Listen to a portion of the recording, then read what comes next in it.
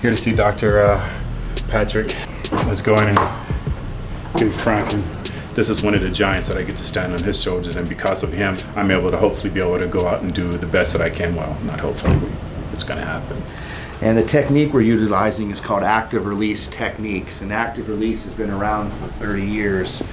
It started out originally with the Ironman in professional sports. One of the things we're trying to do is really to get the nerves to start to fire again so that he can start to sustain a load and he can start to move around a little bit easier. When he first came to us, we had some significant problems that we have kind of remedied now. They're starting to come along. That's good. Good. Okay.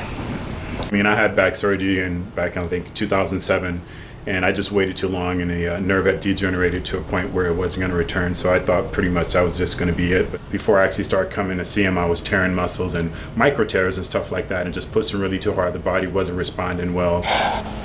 Coming in for the last 5 to 6 months, things have just really turned a corner, and we're seeing some great improvements. When we first started with Flex, the tissue could only get us to about right here. We could only move his leg to probably about right here. Now we could take him, and you can see, even though I'm holding the nerve, we still can get him into a full straight leg raise.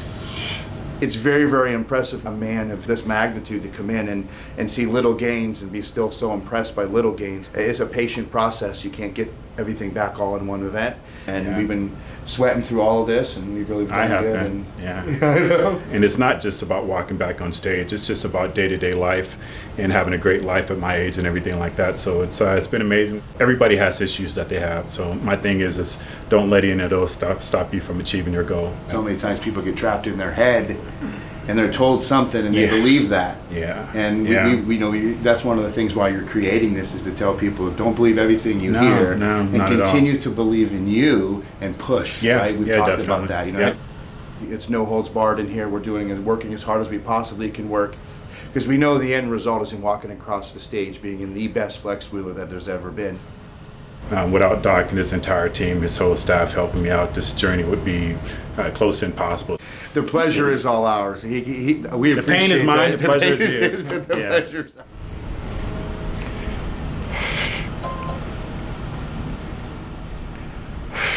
All right, guys, so now time to eat. I'm a little behind schedule, so we're gonna go to the house. I'm gonna grab a meal,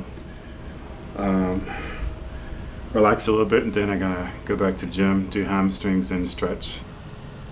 I've pushed myself too hard a few times, and I get these pop noises in my hamstrings where I'm just pushing too hard, but I just gotta caution again and back up and say, man, you got 6 months.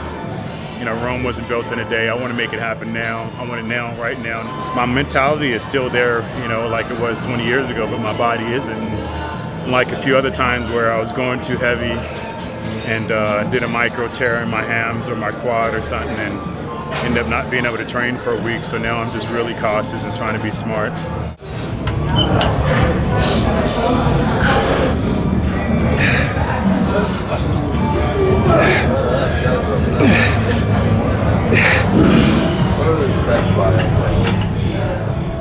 I go and see my doctors, once a month. I normally have to go every 3 months, but now I go once a month to have my blood work done.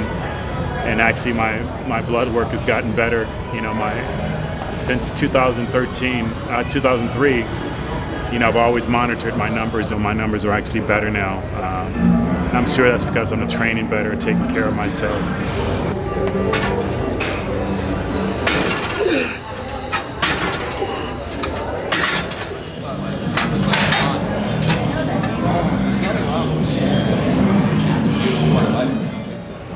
I was always told that I wouldn't be able to do something, I wouldn't be able to be a good bodybuilder, wasn't going to amount to anything in my life.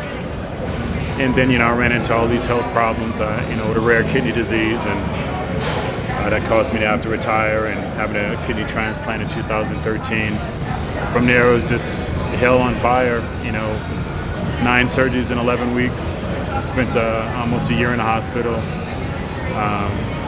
And pretty much just thought my life was over, and the doctors finally, advised me that, I still have the kidney disease, it doesn't go away. So the chances of me having to have another kidney transplant was inedible. 14 years later, and I'm still in the same kidney, which is really rare, and it's been doing extremely well. I've broken every mold that the doctor said as far as what I've been able to do.